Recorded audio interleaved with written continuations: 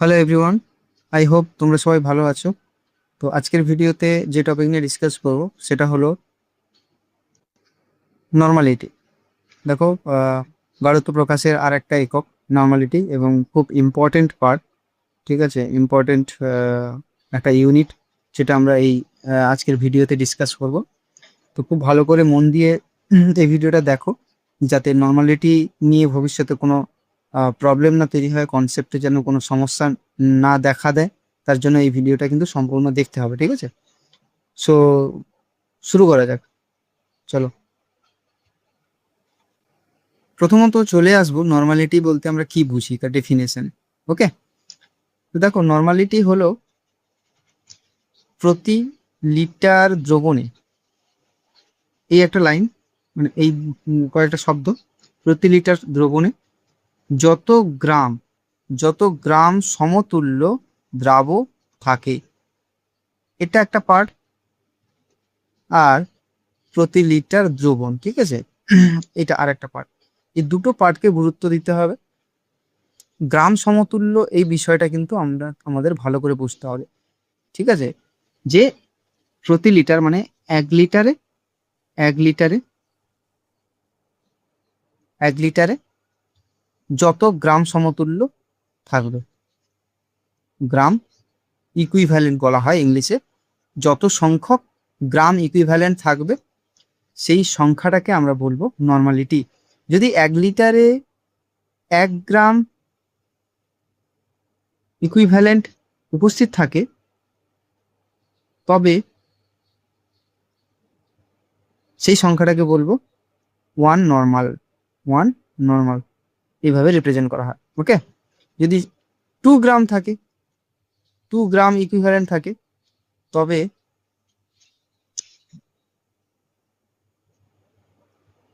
আমরা বলবো two normal. ঠিক আছে, নর্মালিটি কত? 2। দেখো, আমরা যেরকম মোলারিটির ক্ষেত্রে মোলার কথাটা ইউজ করি, সেরকম ভাবে নর্মালিটির ক্ষেত্রে নর্মাল কথাটা ইউজ করব। ওকে, নর্মাল নর্মাল নর্মাল কথাটা ইউজ করব। ওকে, ওয়ান নর্মাল, টু নর্মাল, বোঝা গেল? এরপরে চলে আসবো যে এই গ্রাম সমতুল্য বা গ্রাম ইকুইভ্যালেন্ট জিনিসটা কি।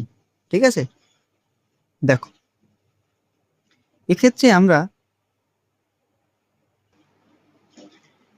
গ্রাম সমতুল্য বা গ্রাম ইকুইভ্যালেন্ট বলতে কি বুঝি সেটা একটু ম্যাথমেটিক্যালি বিষয়টাকে বুঝো। ম্যাথমেটিক্যালি কিভাবে এক্সপ্রেস করা যায় সেটা একটু দেখো। দেখো, প্রথমত গ্রাম ইকুইভ্যালেন্ট, হ্যাঁ, এটাকে দুটো পার্টে আমরা ডিভাইড করব। ঠিক আছে, সেটা কি? এই গ্রাম মানে এটা হচ্ছে দ্রাবের দ্রাবের যে প্রদত্ত ওজন, হ্যাঁ, যেটা, যে ওজনটা তোমাকে, যে ওজনটা তোমাকে দিয়ে দেওয়া হবে, প্রশ্নে দেওয়া থাকবে। ওকে, আর যেটাকে আমরা W2 দিয়ে রিপ্রেজেন্ট করি। আর ইকুইভ্যালেন্ট হচ্ছে ইকুইভ্যালেন্ট ওয়েটের কথা বলা হয়েছে, ঠিক আছে? বা তুল্যাঙ্ক ভার যেটাকে আমরা বলি, ইকুইভ্যালেন্ট ওয়েট বা ওজন। কেমিস্ট্রির ক্ষেত্রে ওয়েট, মাস, এটাকে নিয়ে ডিফারেন্স, মানে পার্থক্য করো না। ওকে, তো ইকুইভ্যালেন্ট ওয়েট বা যার বাংলা টার্ম হচ্ছে তুল্যাঙ্ক ভার। তুল্যাঙ্ক ভার, এই তুল্যাঙ্ক ভার আমরা কিন্তু বিষয়টা একটু বুঝবো যে তুল্যাঙ্ক ভার জিনিসটা কি বা কিভাবে বার করতে হয়। ঠিক আছে, তুল্যাঙ্ক ভার দেখো, আমরা যদি অ্যাসিডের ক্ষেত্রে দেখি, অ্যাসিড, তাহলে একটা অ্যাসিডের উদাহরণ নিয়েছি HCl। ঠিক আছে, এই HCl কতগুলো H+ ত্যাগ করতে পারে? একটা।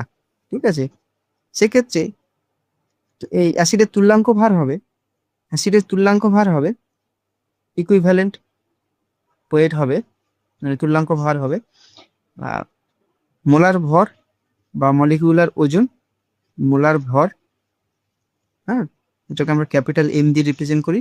আর অ্যাসিডের ক্ষেত্রে যেহেতু একটা H+ রিলিজ করা হয়েছে, সেক্ষেত্রে ওই যে রিপ্লেসেবল হাইড্রোজেন, মানে যতগুলো H প্লাস ত্যাগ করবে সেই সংখ্যাটাকে আমরা বলবো, ঠিক আছে। তাহলে তাহলে প্রোটনের সংখ্যা, মানে H প্লাস যেহেতু বলছি প্রোটনের সংখ্যা বা H প্লাস আয়নের সংখ্যা। ওকে, তো এক্ষেত্রে HCl এর মোলার ভর হলো 36.5। তো 36.5 বাই যেহেতু একটা হাইড্রোজেন ত্যাগ করেছে, তাই এর তুল্যাঙ্ক ভার হবে 36.5। বোঝা গেল? আরেকটা উদাহরণ নেওয়া যাক, H2SO4 এর তুল্যাঙ্ক ভার কি হবে? যেহেতু H2SO4 দুটো হাইড্রোজেন ত্যাগ করতে পারে, তাই আর H2SO4 এর মোলার ভর হলো, যোগ করে দেখলে বুঝতে পারবে 98 হবে। ওকে, তো সেক্ষেত্রে ইকুইভ্যালেন্ট ওয়েট হবে 98/2, ঠিক আছে। তো 49 হবে H2SO4 এর তুল্যাঙ্ক ভার। বুঝে গেল? তো তুল্যাঙ্ক ভারটা বোঝা গেল। আর গ্রামটা তো বুঝলাম যে এটা হলো যেটা প্রদত্ত ওজন দেয়া থাকবে, দ্রাবের যে প্রদত্ত ওজন, ঠিক আছে। তাহলে সিম্পলি আমরা বলতে পারি যে গ্রাম ইকুইভ্যালেন্ট বিষয়টা কি, ডাব্লু বাই ইকুইভ্যালেন্ট ওয়েট, আর কিছুই না। এইভাবে এটা কিন্তু আমরা রিপ্রেজেন্ট করি, ঠিক আছে। তাহলে নর্মালিটি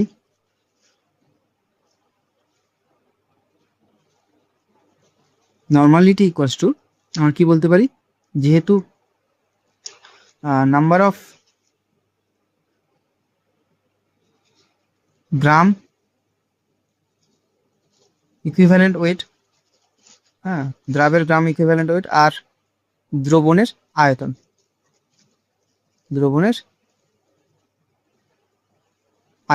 ঠিক আছে। তাহলে number of gram equivalent weight মানে ডাব্লু by equivalent weight divided by দ্রবণের আয়তন ভি, এটাকে লিটারে রাখা হয়, ঠিক আছে। তো এক্ষেত্রে আমরা W2 বলি, W2 বাই ইকুইভ্যালেন্ট ওয়েটকে আমরা ই দিয়ে রিপ্রেজেন্ট করে থাকি, ই দিয়ে, ঠিক আছে। তো আমরা এক্ষেত্রে ই দেব, ঠিক আছে। ই দিলে বুঝতে পারবো যে ইকুইভ্যালেন্ট ওয়েটের কথা বলা হয়েছে। কিন্তু ভি কে যদি ml এ রাখা হয় তাহলে উপরে 1000 চলে যাবে। এই হচ্ছে নর্মালিটির ম্যাথমেটিক্যাল এক্সপ্রেশন। এটা কিন্তু মনে রাখতে হবে, ঘাবড়ানোর কিচ্ছু নেই, ঠিক আছে। তোমাকে যদি কোনো রকম কোনো নিউমেরিক্যালস দেয়, অঙ্ক দেয়, তাহলে তুমি কি করবে, ইটাকে বার করে নেবে আর এই ফর্মুলাটাকে মনে রাখবে, তাহলে কিন্তু ম্যাথমেটিক্যাল প্রবলেমটা সলভ হয়ে যাবে, ঠিক আছে। ইটা হচ্ছে ইকুইভ্যালেন্ট ওয়েট। বোঝা গেল?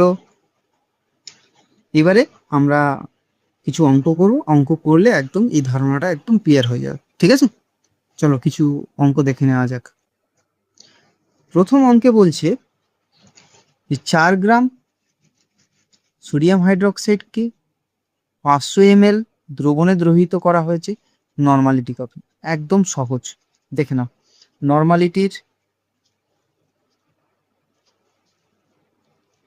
নর্মালিটির ফর্মুলা কি, W2 into 1000 divided by E, okay, equivalent weight, and into V, আয়তন, অবশ্যই ml এ। তাহলে W2টা কত? W2 ইকুয়ালস টু, মানে দ্রাবের ওজন, দ্রাবটা কি এখানে সোডিয়াম হাইড্রোক্সাইড, আর ওজন কত, প্রদত্ত ওজন কত, 4 গ্রাম। বুঝা গেল? তো ভি কত? ভি হলো 500 ml, ওকে। তো বসিয়ে দাও। আচ্ছা, এবার ইটা বার করে নিই। ইটা কিভাবে বল, সোডিয়াম হাইড্রোক্সাইডকে ওই একই রকম ভাবে, এটা হারের ক্ষেত্রে আমরা যদি দেখি, সোডিয়াম হাইড্রোক্সাইড কতগুলো OH মাইনাস ত্যাগ করতে পারে? একটা। তো এক্ষেত্রে কি হবে, সোডিয়াম হাইড্রোক্সাইডের মোলার মাস আমাদের প্রয়োজন। মোলার মাস কত? সোডিয়ামের 23 প্লাস অক্সিজেন 16 প্লাস হাইড্রোজেন 1, তো 40 হয়ে যাবে। মোলার মাস কত? 40। Capital M molar mass by যতগুলো ওইচের সংখ্যা, ওইচের সংখ্যা। তো এখান থেকে কি বলতে পারি 40 বাই, যেহেতু একটাই ওইচ রিলিজ করতে পেরেছে, তাহলে এর ইকুইভ্যালেন্ট সোডিয়াম হাইড্রোক্সাইডের ইকুইভ্যালেন্ট ওয়েট হলো 40 বা তুল্যাঙ্ক ভার হলো 40। তাহলে এখানে পুট করে দেবো এই ভ্যালুগুলোকে, 4 ইন্টু 1000 এবং 40 ডিভাইডেড বাই 500। ক্লিয়ার? 2 দিয়ে কাটবে 10, 5, তো 1/5। তাহলে এখান থেকে আমরা যেটা পাবো যেটা হচ্ছে 0.2, নর্মালিটি কত হবে? 0.2 n, এটাই হবে অ্যান্সার। বোঝা গেল? এত কঠিন করে ভাবার কিচ্ছু নেই। নর্মালিটি নিয়ে অনেক কিছু ডাউট থাকে স্টুডেন্টদের মধ্যে, সেটা কিন্তু আমি একদম এই ভিডিওতে ক্লিয়ার করে দিলাম, সেটা যেন তোমরা ভালো করে ভিডিওটা দেখো, এবং আশা করি তোমাদের আর কোনো সমস্যা হবে না। এরপরে চলে আসবো 1 মোলার H2SO4 এর নর্মালিটি কত। ঠিক আছে, দেখো এটা সব থেকে সহজ একটা অঙ্ক। তো যেহেতু মোলারিটি বলেছে আর এখানে নর্মালিটি, মোলারিটি এবং নর্মালিটির মধ্যে একটা সম্পর্ক আছে, রিলেশন আছে, সেটা আমাদের জানতে হবে। সেটা কি? Normality equals to molarity into N factor. ঠিক আছে, এন একটা ফ্যাক্টর থাকছে, এন ফ্যাক্টর। মোলারিটি কত? মোলারিটি হলো এক্ষেত্রে 1। হ্যাঁ, আর এখানে এন ফ্যাক্টরটা কি? এন ফ্যাক্টরটা হলো যে এই যে দ্রাবটা দেওয়া হয়েছে H2SO4, এই H2SO4 কতগুলো H প্লাস আয়ন রিলিজ করছে। ঠিক আছে, 2H প্লাস SO4 2 মাইনাস। তো এক্ষেত্রে H প্লাস আয়নের সংখ্যাটা কত? 2। তাহলে এখানে এন ফ্যাক্টরটা কত? 2। সুতরাং নর্মালিটি কত হয়ে যাবে? 2। বোঝা গেল? সব থেকে সহজ আর পরের অঙ্ক চলে আসি। 0.5 নর্মাল সোডিয়াম হাইড্রোক্সাইডের 200 ml দ্রবণে কত গ্রাম NaOH আছে? ঠিক আছে, কিছুই করব না, আগে ফর্মুলাটা লিখে নেব, তারপরে এক এক করে সব বিষয়গুলো মানে সব টার্মগুলোর ভ্যালুগুলো সাইডে একটু লিখে নাও, তারপরে ম্যাথমেটিক্যাল প্রবলেম সলভড।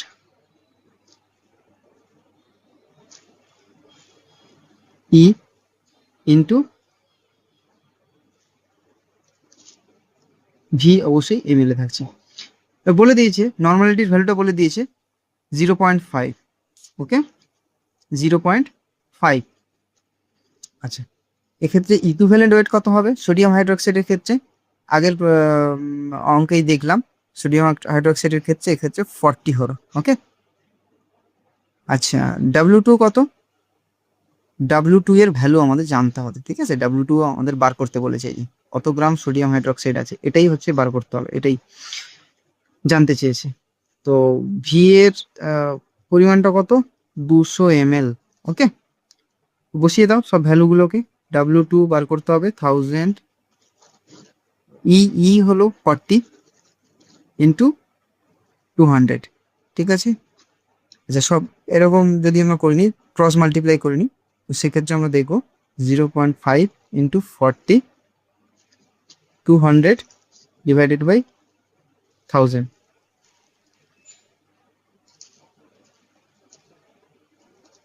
তো এক্ষেত্রে 0.5 ইন্টু 8 যদি মাল্টিপ্লাই করি তাহলে 4.0 মানে 4 হবে অ্যাকচুয়ালি।